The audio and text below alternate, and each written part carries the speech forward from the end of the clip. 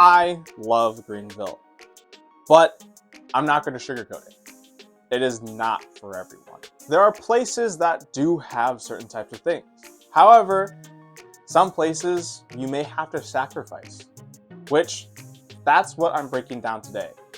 Today, I'm breaking down the top 5 reasons not to move to Greenville, Michigan.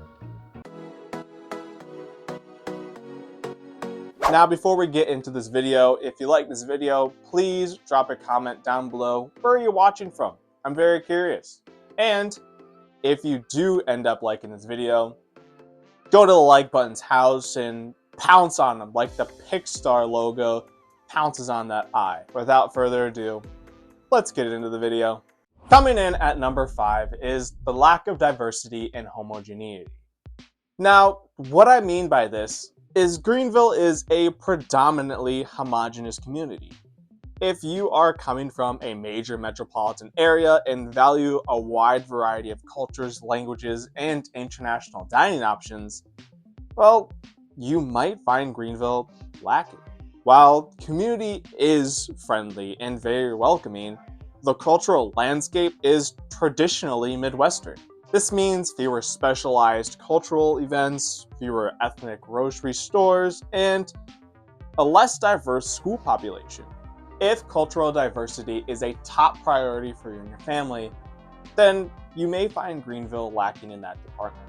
To put a finer point on this, the culinary scene is mostly American, with a few excellent local options. But if you crave authentic, high-quality international cuisine such as Thai, Ethiopian, and high-end sushi, you'll be driving to Grand Rapids for that.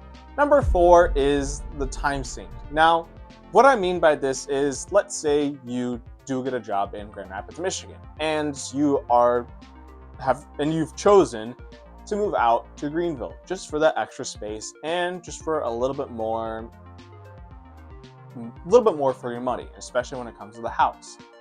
Now, you have to factor this in a little bit. You could be expected to be driving upwards of 40 minutes a day minimum back and forth each day. That's over an hour and a half of driving each day. Now, you may think, oh, that's, a decent amount of time. Well, let's truly break down the numbers here.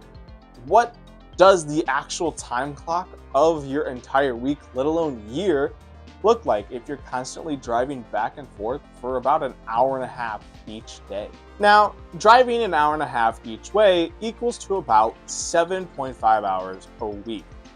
Now, over a year, that's nearly 400 hours spent in your car. Well, driving mostly highway. Now, granted, it does add up, but it is a massive time commitment.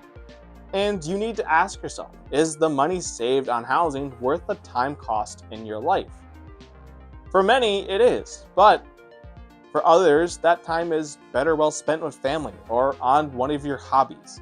So, if you hate long commutes, it'll be a constant source of frustration. Now, let's just not think about just the average daily commute, because we're talking summer driving. It's winter time, and with winter comes snow. So that means your 40 minutes average of driving could potentially be upwards of 90 minutes one way. That's 90 minutes one way. And not only that, you have to be comfortable with winter driving.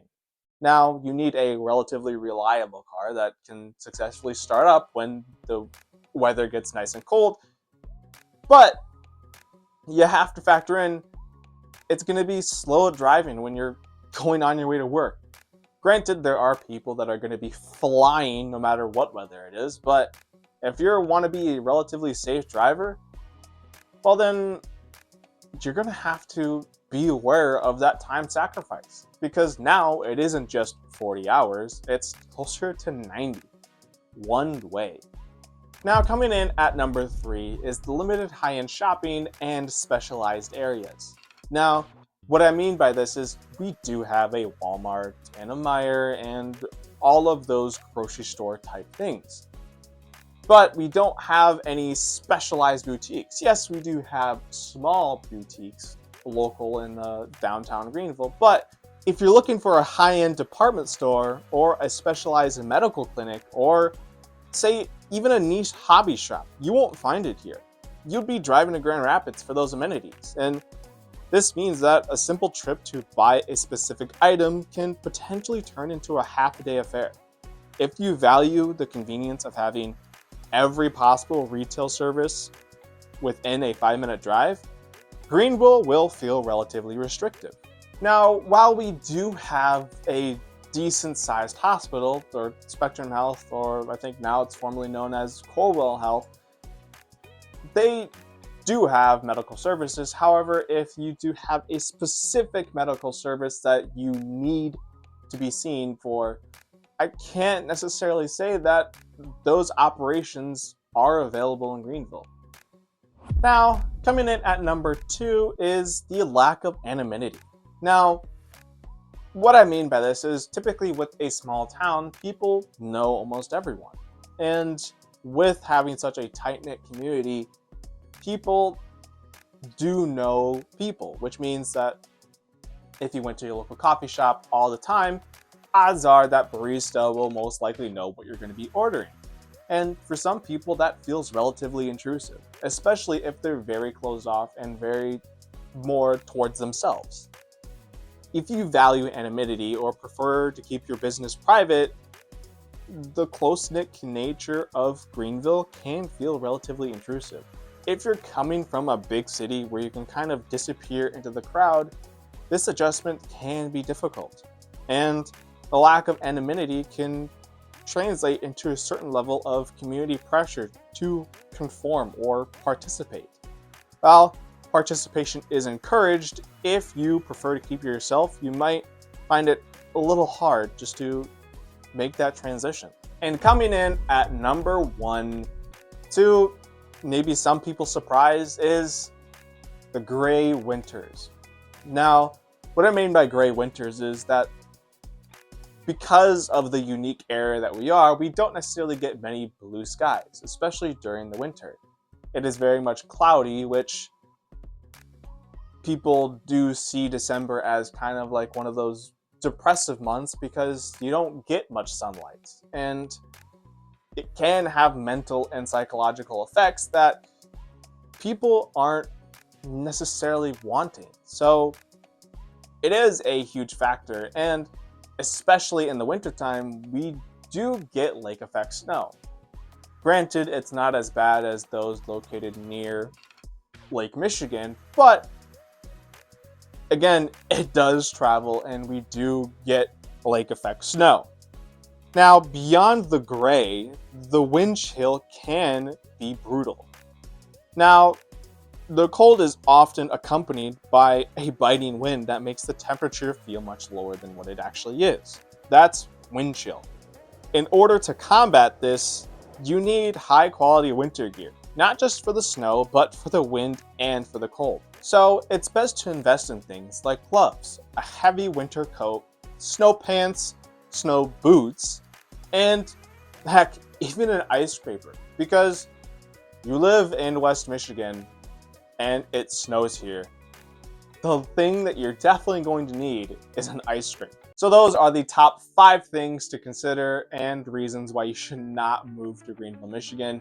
If you related to those things and ended up thinking, yeah, maybe Greenville isn't necessarily for me, trust me, I get it. It's not for everyone. Everyone has their own special tastes and unique perspectives. And heck, there are some people who don't like chocolate, who don't like milk, and who don't like the same things that you and I do. So it's okay. You can find that perfect place. And if you need help finding that perfect place, feel free to reach out to me at any time, especially if Greenville is not your particular cup of tea. It's perfectly fine. There are various other areas that you can search for, and I'd be happy to help you find your next best home. If you enjoyed this video, please go to the like button's house and pounce on them exactly like the Pixar lamp pounces on that eye. And thank you guys so much for watching, and until next time, see ya.